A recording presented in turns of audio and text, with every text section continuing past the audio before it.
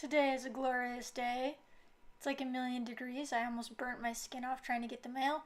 But it's worth it because now it's time for a vinyl unboxing. Why does Amazon hate me? Hey, I'm Annie, and this is Why You Should Love Music. I hate it when they make me play this game. I clearly ordered this from Amazon, and so there's like probably going to be a box in this box, but possibly there's not. Possibly there's just a record in this box. I definitely don't know how to use scissors. That's fine because this box is barely even closed. Yep, okay, box in a box. Whoa. This feels like a metaphor for something. The metaphor is for how layered this album is, if it's what I think it is. This is taped closed. I'm very concerned about this. Actually, I'm just moderately concerned about this. Yep, yay! Love is dead. I sounded so happy to say that. It is happy. Boom! CHVRCHES no LP. I'm freakishly in love with this. I have some feelings about this with a capital F, and we're going to talk about it after I unbox this. It appears to be a gatefold, but I'm pretty sure it's a single LP, so we'll get to discover that together. That's fun. Did not know.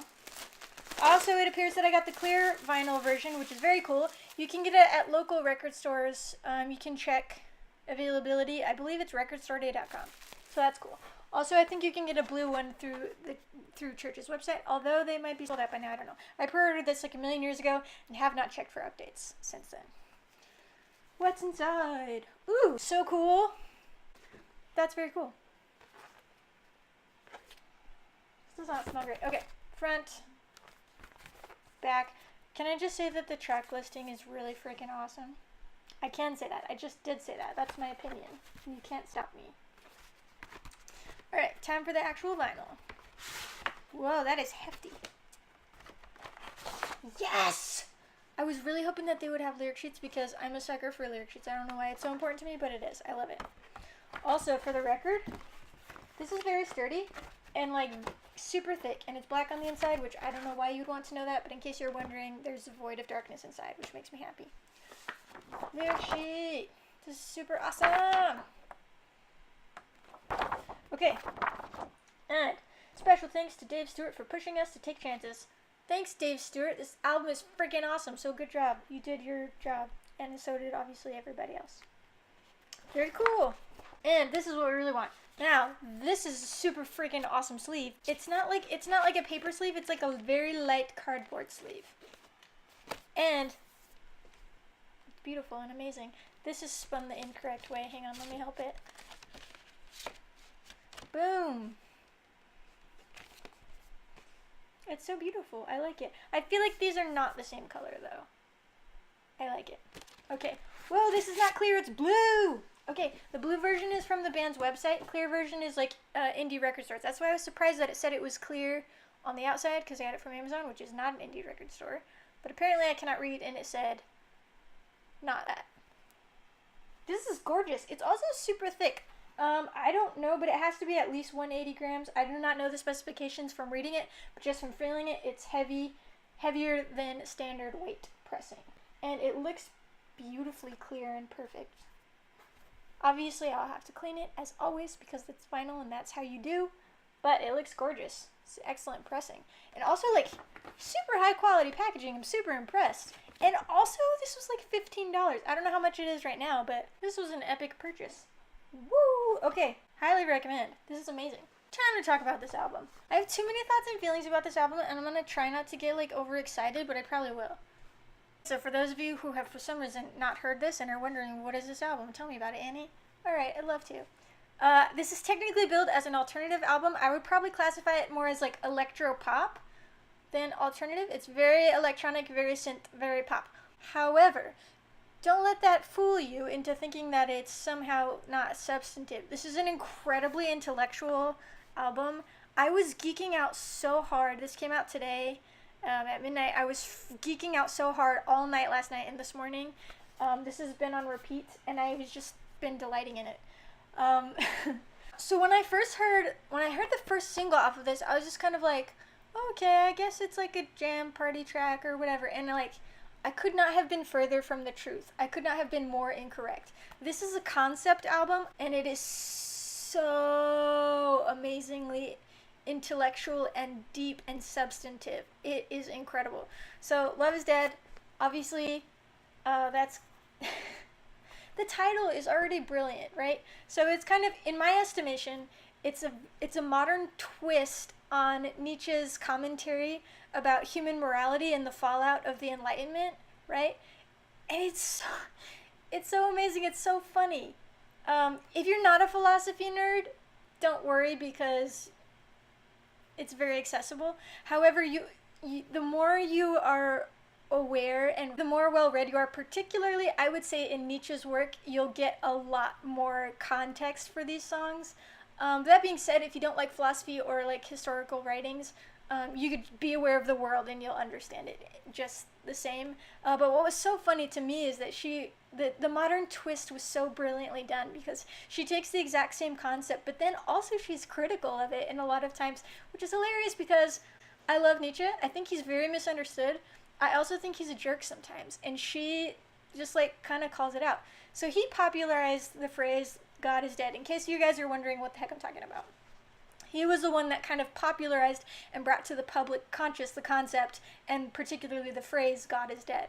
So this album, Love is Dead, obviously you can see the correlation. And this does talk about religion a lot as an allegory for faith and belief. This album is really a tale of crisis of faith, but not faith in God, more faith in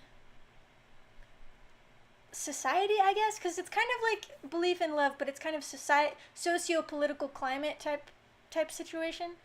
But it's so funny. I mean, it's an obvious correlation. People make it in music all the time. The Bible even says God is love. So it happened in the Enlightenment. Wow, I'm not going to talk down to you. What I love about this album is its subtlety, and it doesn't treat the listener like they're an idiot, so I guess I shouldn't do the same to you. I'll just pass it on and say it's amazing. After the fall, after the Enlightenment, you had all these wonderful things, and then Nietzsche had some really interesting commentary about the repercussions and ramifications on how that would impact social culture, ethics, and morality.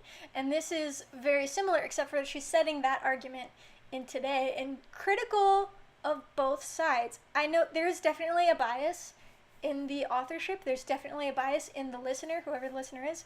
But I love that it's so well written. It does not smash your head in with a hammer and try to give you the conclusion. It's just very intelligently done. And the more familiar you are with those works and those movements, the more interesting it will become, I think. Sorry, that was long-winded and dry. I was going to try not to be boring, but I'm just so excited. I just want to talk about this album forever in, like, very boring detail that no one cares about, but I will refrain. Also, it's funny because Nietzsche is, like, super misogynistic. And it's hilarious because, like, what she's known for is being, like, an outspoken woman, which is kind of dumb because it's, like, that's another soapbox. Anyway. Okay, here's the part where I tell you what song to listen to if you're not familiar with this album. In this particular case, that is extremely difficult, because I think if you take any of these songs outside of the context, yes, they will be good songs, but you will be missing so much depth of it, because it really is very much a concept album. But I guess if you put it in your frame of mind, the album is called Love is Dead, and you have to kind of keep it in context with what that all means and keep in mind the current world climate. Not like literally the weather, I just mean the world situation. One of my favorite songs, I guess, that I would recommend to you to listen to first. Actually, what I honestly recommend is that you listen to the full album straight through. But if you like really do not want to do that, if you just want one song, Miracle is one of my favorite tracks. The reason why I like it so much, this album is so masterfully woven and formulated. So this is kind of the exact midway, right? You have the first 6 tracks that begin like kind of laying out and talking about the problem, and then you have the last 6 tracks where it kind of like builds and then reaches resolution, kind of, right? So the last track right before this is Never Say Die, which I've heard a lot of people ignorantly saying that this album is so like generic and broad, but they don't apparently understand what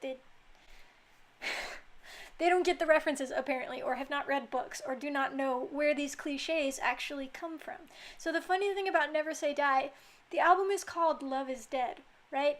And in Nietzsche's estimation, he was saying, yes, we have all this new like knowledge and science and wonderful things, but God is dead. So if you don't take for granted that everyone believes in Christianity, then the underlying moral fabric that wove everyone together is now just ripped into shreds. So how are we going to move on? And what do you do after morality has lost its foundation? That's very much an oversimplification. Anyway, so he was saying, we always took it for granted, the belief in God, right? So then we all were like, well, you should be moral and be good.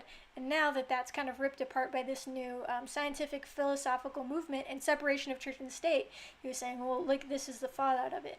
And so it's so funny because right before this, then we have this track that's almost seeming a little bit critical of that, or resistant to that, with Never Say Die, right? It's Love is Dead, but Never Say Die. So that one's like, it's trying to fight for it. And then right after that, you get this track called Miracle, which is so amazing and beautiful. And the chorus of it is, I'm not looking for a miracle, right? So it's kind of working through this, and it's also so good because one of the lines, I think it's in the chorus, maybe it's not.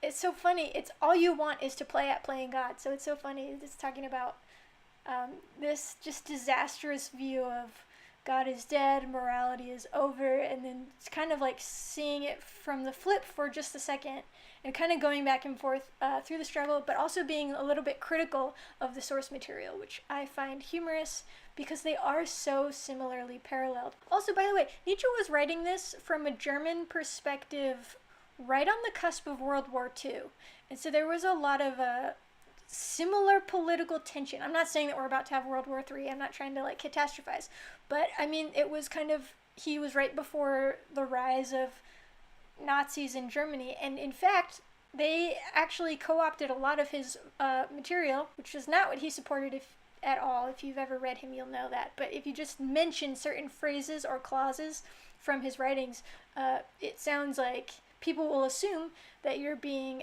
anti-Semitic, which is really sad and unfortunate because he was very strongly against anti-Semitism. And now we've gotten off on another tangent. What was I talking about? Miracle. I love that track. Anyway, it starts out with a very strong introduction, and then it kind of starts layering this crisis of faith and then trying to work through it. And this is the first song that I felt like was a complete twist, and it has some of the most gorgeous lines in it, and I just love it. Also, by way of information, you've probably noticed this by now, I usually try to give some sort of parental guidance type things if it merits it. So, as you've probably surmised by now, this does have a lot of religious verbiage in it. The subject matter, in my estimation, is in no way religious. It's very much allegorical, and it's talking about belief. It is talking about faith and belief, but it's not religious in nature. But just so you know, if you have a hard time with that type of verbiage, maybe this one is going to be a pass for you. But if you're open to talking about it and listening and thinking about it, I think that you would like it, even if you are religious or if you're not religious. A lot of Christian and religious people really, really don't like Nietzsche's writings for maybe obvious reasons. But I don't think that it needs to be that polarizing. I think that if you have no faith, then Nietzsche was absolutely correct in what he was saying. And I think if you do have faith, then you can just become more informed by what Nietzsche was saying. I don't think they have to conflict so harshly. Anyway, wow, I have way too many thoughts about this, and I did not get even 1% of them across. The bottom line is, this is an amazing album. It is so well written, it's so intelligent, so beautiful, and so intricate. I'm gonna be like going through with a fine-tooth comb all of the different layers of this for many, many months to come, and I'm absolutely delighted to have this on vinyl. Also, this is an excellent pressing. If you have any questions or just want to talk about random or geeky stuff, leave me a comment and ask them. I'll do my best to answer any questions you have about this pressing. Also, I will have listened to it by then, so I can tell you more about the sound quality once I listen to it. I'm so in love with this album. I love sharing music that I love, so I would like to give away to one of my viewers a digital copy of this album because it is so good, and I think as many people need to get it and listen to it as possible. So if this is an album that sounds like maybe you would dig it or enjoy and you do not have it, leave a comment. I'll pick a random commenter and I will contact you a week from today and we will get that sorted.